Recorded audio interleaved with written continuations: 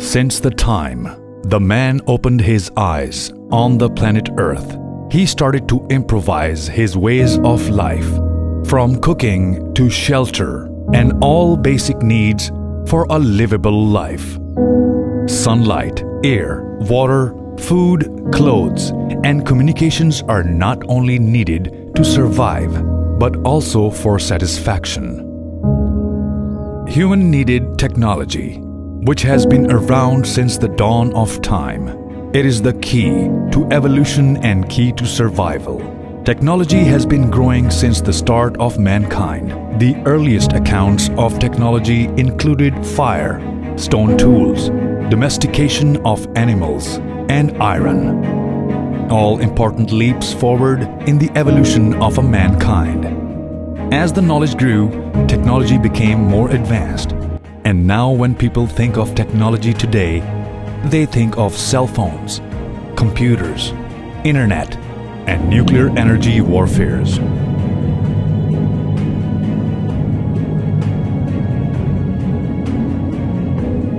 With the benefits of technology comes along the problems and hazards as a byproduct, which affects humans physically, mentally, socially, and also morally. In this documentary, we will observe the effects of digital technology and its hazards.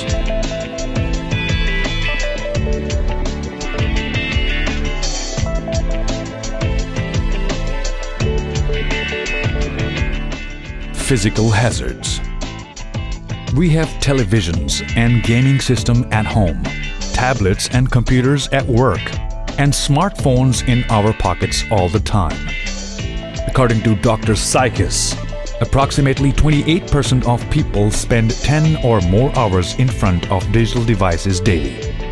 The number only goes up from there, as approximately 65% spend between 3 to 9 hours per day in front of a digital device.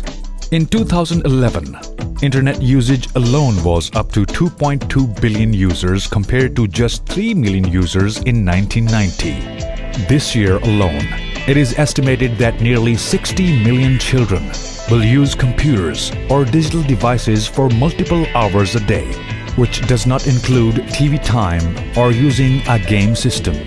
With the increased resolution, you would think there would be less eye strain. However, due to the increased prevalence, decreased cost, and versatility of electronic devices, it is no wonder we are suffering more now than ever. Many people have probably experienced digital eye strain already, but just didn't know how to categorize it. Digital eye strain is a group of eye and vision-related problems that are due to extended computer or digital device use. Digital eye strain sufferer routinely exhibit eye strain, redness, and dryness due to decreased blinking, blurry vision due to screen glare, headache from prolonged eye strain, and neck and shoulder back pain that is caused by poor posture and suboptimal screen position. These symptoms are typically caused by the use of a digital screen for 2 or more hours per day. Digital eye strain is in fact a combination of some or all of the symptoms mentioned earlier. As with the range of symptoms, the severity can be widespread as well. Some may have little to no complaints, while others may consider digital eye strain to be disabling. Radiation from cell phones.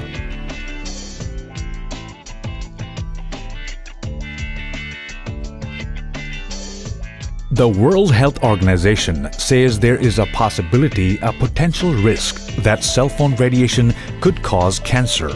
Turns out participants in the studies who used the cell phone for 10 years and more had doubled the rate of brain glioma, a type of a brain tumor. So essentially a cell phone is a microwave antenna which generates microwave radiation. And we know that microwave radiation can penetrate into the brain when you hold the cell phone next to your ear. In fact, it's related to the square of the distance. So the closer, you get a much greater amount of radiation going into the brain. That radiation energy, when it hits biological tissues, There is some concern that it may actually cause cells over a long-term time period to transform from normal cells into cancer cells. To prevent that, in United States, FCC has issued the limit of radiation that emits from the cell phone that can be absorbed by a human body, SAR, or specific adoption rate. According to SAR, radiation level of mobile should be less than 1.6 watts per kg. If you have the mobile whose radiation level is more than this limit, it is very harmful for your health. It will increase the chance to cancer your body. So by testing it, whether you have SAR is more or less than the limit, you can find by just dialing *#07# on your mobile. If message shows the radiation level less than 1.6 watts per kg, then it is good. If it is more than this limit or does not show, never buy such mobile phone. While in United States and Canada it is 1.6 watts per kg per gram, in Australia, European Union and Japan, it is 2.0 watts per kg per 10 grams. However, in third world or developing countries, especially Pakistan, no such information about SAR is being regulated. Mental hazards. With the digital technology, the word multitasking also came into the existence and is commonly used these days. It's like people eating and typing on the computer at the same time, or driving while texting or calling. While people think it's cool, it's nothing more than a distraction. People can get distracted while driving. That could be a biggest hazard. Lots of accidents that happen because people are texting or trying to see who has texted them. I feel when you're studying, these are a big distraction if they're around you. One blink and you're forced to look at your screen. Many accidents are reported that involves use of digital devices while driving that preoccupies the human's brain, causing distraction, leading to a fatal accident. Social hazards. Social networking has changed the way we interact with friends and associates. While social networks like Facebook, Twitter, YouTube, and Google+ play a significant role in our lives, there are also a high risk of security threats. False news or rumors travel like lightning speed on social media and can add to defame anyone without a warning. Similarly, people are so much into socializing with the unknown that they have forgotten the natural way of interacting with people around them in real life. It has reduced and decreased the social activities. Earlier, almost a decade ago, people used to spend evening time with some relatives and friends, but this is not the case today because each and every person becomes busy on these electronic devices. So it has decreased and reduced the social networking, the actual social networking. Basically इस social media ने हमारी जो personal social life होती है जो वो तो totally disturb की हुई है। मतलब हर इंसान, आप कहीं पे भी बैठते हैं, 4 लोग बैठे होते हैं, वो पर्सनली इतना सोशल नहीं हो रहे होते हैं जितना वो हर वक्त फ़ोन यूज़ कर रहे होते हैं। और इंसान सोशल एक्टिविटी इसलिए करता है कि वो मेंटली थोड़ा बहुत रिलैक्स फील करे दोस्तों के साथ बैठ के। लेकिन अभी इस तरह का दौर आ गया है कि जहाँ पे भी हम बैठते हैं वहाँ पे हर वक्त मोबाइल यूज़ करते हैं, बेड में होते हैं, दोस्तों के साथ होते हैं, काम पे होते हैं, वॉशरूम में होते हैं, तो वो चीज़ें हमारी लाइफ में काफ़ी ज़्यादा अफेक्ट करती हैं। Moral hazards. Citizens and law enforcement of any nation have moral obligations toward the society they live in. However, with the common use of digital media and social websites, crimes like identity theft, invasion of privacy, and even piracy has been tripled in last 2 decades. Identity thieves gather personal information from social media sites. Even if you have your account on the highest security settings, there are still ways for an identity thief to get your information.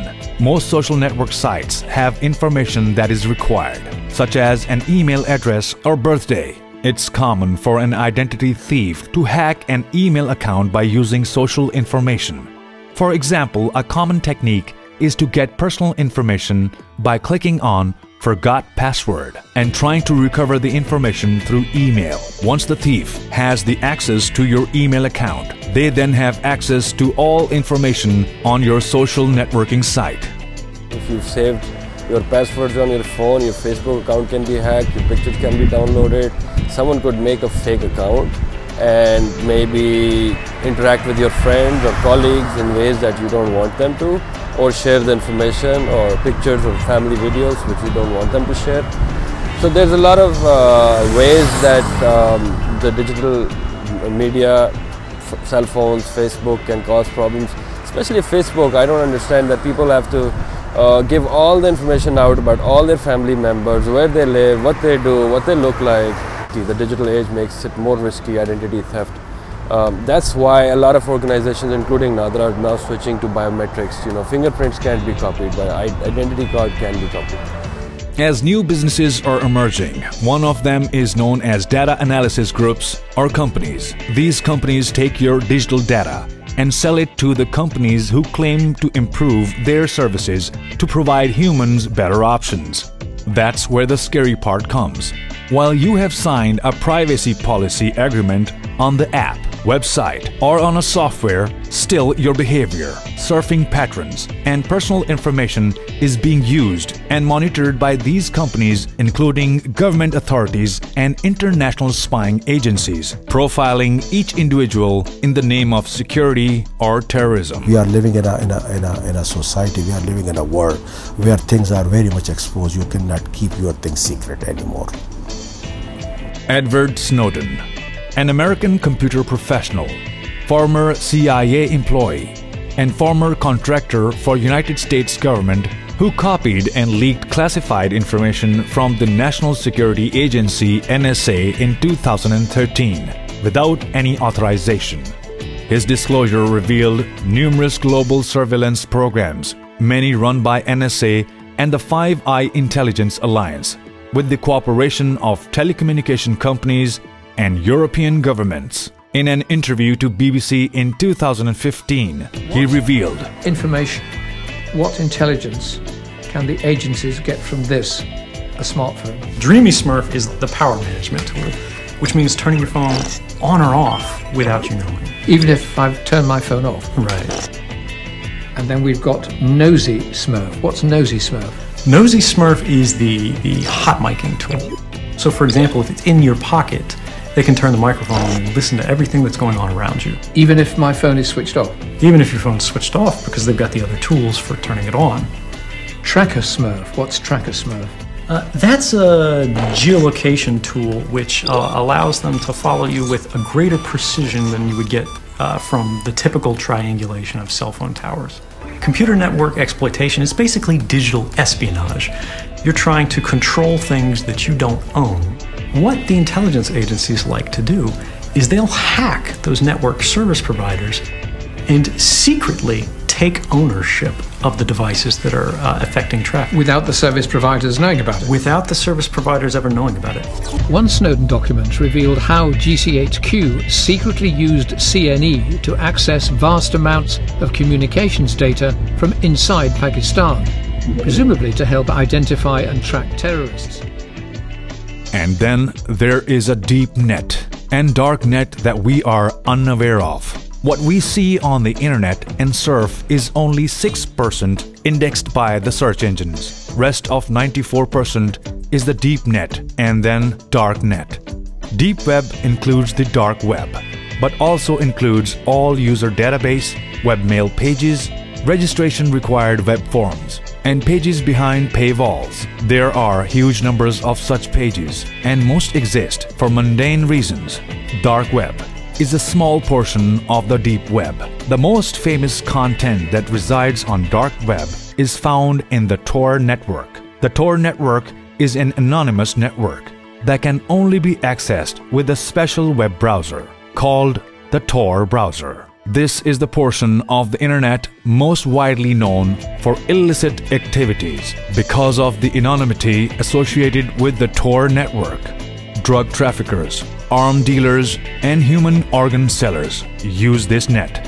Dark web is also the hub of prohibited pictorial and visual content of real murders, child pornography, rape, and other illicit activities.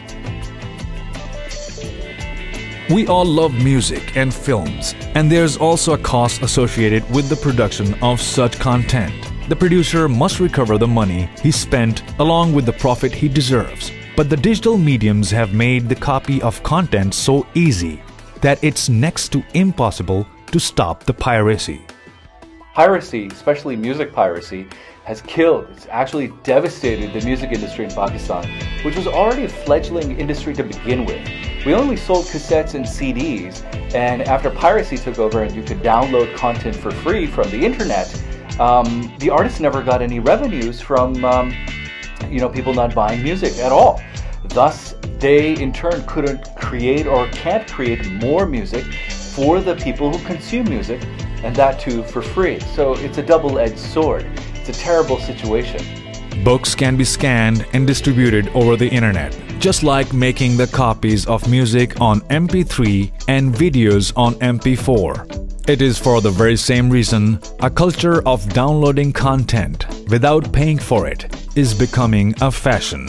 This has affected all the world, especially to the authors, musicians, and filmmakers of developing countries, including Pakistan. In spite of all the hazards and benefits, the cycle of advancement has to go forward. Human beings have to adjust themselves to the times, having adopting necessary cares and measures of safety.